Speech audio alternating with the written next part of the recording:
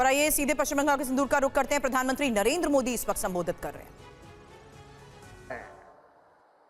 भारत के किसानों, भारत के पशुपालकों और भारत के मछुआरों के उत्पाद दुनिया में धूम मचाए। दोस्तों, दुनिया में धूम मचाए।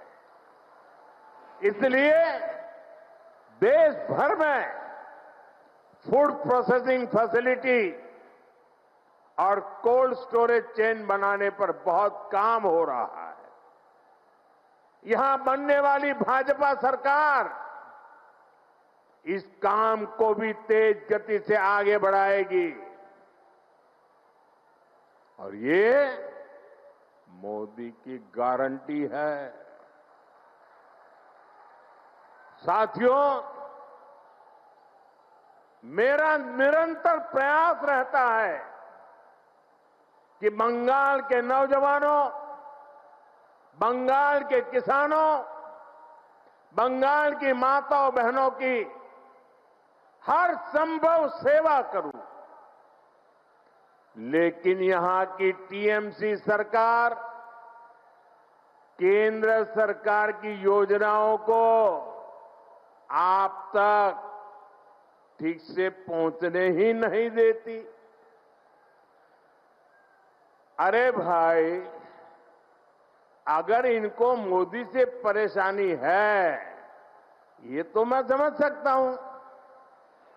इनको बीजेपी से दुश्मनी है, ये भी समझ में आता है। लेकिन टीएमसी तो बंगाल के लोगों से अपनी दुश्मनी निकाल रही है। टीएमसी यहां के नौजवानों, यहां की माताओं बहनों, यहां के किसानों से दुश्मनी ठाने हुए हैं। साथियों, बंगाल के मछुआरों से टीएमसी कैसे अपनी दुश्मनी निकाल रही है, इसका मैं आपको एक उदाहरण देता हूं। बंगाल में लाखों परिवार मछली के काम से जुड़े हुए हैं। यहां से अभी जितनी मछली एक्सपोर्ट होती है, उससे कहीं अधिक संभावनाएं बंगाल में है। बंगाल के फिशरमैन में वो ताकत है। इसके लिए जरूरी है कि मेरे मछुआरे भाई बहनों को मदद मिले, मेरे मछुआरे भाई बहनों को बेहतर टेक्नोलॉजी मिले। इसी सोच के साथ देश भर के मछुआरों की मदद के लिए केंद्र सरकार ने एक डिजिटल प्लेटफॉर्म बनाया। इस डिजिटल प्लेटफॉर्म पर देश भर की राज्य सरकारें अपने यहां के मछुआरों के नाम रजिस्टर करवा रही है। लेकिन बंगाल में इस काम पर ब्रेक लगा हुआ है। हम बंगाल की टीएमसी सरकार को बार बार चिट्ठी लिखते हैं। मुख्यमंत्री जी चिट्ठी नहीं पढ़ती है, लेकिन अफसरों को तो पढ़ने दो। लेकिन टीएमसी सरकार यहां के मछुआरों के रजिस्ट्रेशन में बिल्कुल सहयोग नहीं कर रही है। इससे बंगाल के मछुआरों को पीएम मत्स्य संपदा योजना जैसी केंद्र की स्कीम का फायदा नहीं मिल पा रहा है।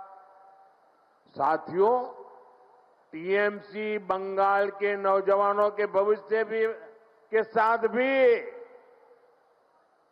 खेल खेल रही है। पूरे देश में हजारों आधुनिक पीएम श्री स्कूल खोले जा रहे हैं। लेकिन टीएमसी बंगाल के बच्चों को पीएम श्री स्कूल की बेहतर शिक्षा से भी वंचित रख रही है। आप मुझे बताइए, बंगाल के बच्चों का भविष्य तबाह कर रही टीएमसी सरकार को जाना चाहिए कि नहीं जाना चाहिए? जाना चाहिए कि नहीं जाना चाहिए? ये टीएमसी को भगाना चाहिए कि नहीं भगाना चाहिए? ये टीएमसी को हटाना चाहिए कि नहीं हटाना चाहिए? बंगाल को बचाना चाहिए कि नहीं बचाना चाहिए? नौजवानों का भविष्य बनाना चाहिए कि नहीं बनाना चाहिए? माताओं बहनों को सुरक्षा देनी चाहिए कि नहीं देनी चाहिए? क्या ऐसी टीएमसी सरकार को, बंगाल को सजा देनी चाहिए कि नहीं देनी चाहिए? ये टीएमसी को सजा मिलनी चाहिए कि नहीं मिलनी चाहिए? साथियों, देश में जो भी सरकारें विकास को रोकती हैं, गरीब कल्याण के काम में रुकावट डालती है, देश का मतदाता अब जान चुका है, देश का मतदाता जाग चुका है। ये रुकावट डालने वाले हर किसी को लगातार सजा मिलती रही है। दिल्ली में भी, दिल्ली प्रदेश में एक ऐसी ही सरकार थी जो केंद्र की योजनाओं को लागू नहीं होने देती थी। हम उनको कहते रहे कि दिल्ली के गरीब परिवारों को मुफ्त इलाज देने वाली आयुष्मान स्कीम लागू करो, लेकिन वो सुनते ही नहीं थे। वो राजनीतिक हिसाब किताब में ही लगे रहते थे। इसलिए दिल्ली की जनता ने उनको सत्ता से बाहर का रास्ता दिखा दिया, मुख्यमंत्री को भी घर भेज दिया। और अब दिल्ली में आयुष्मान योजना से गरीबों को मुफ्त इलाज हो रहा है। साथियों, बंगाल की जनता ठान चुकी है, यहां के लोग टीएमसी की निर्मम सरकार को सबक सिखाने वाले हैं, ताकि यहां भी बीजेपी सरकार बने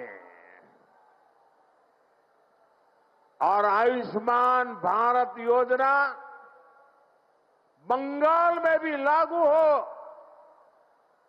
गरीबों को मुफ्त इलाज मिले।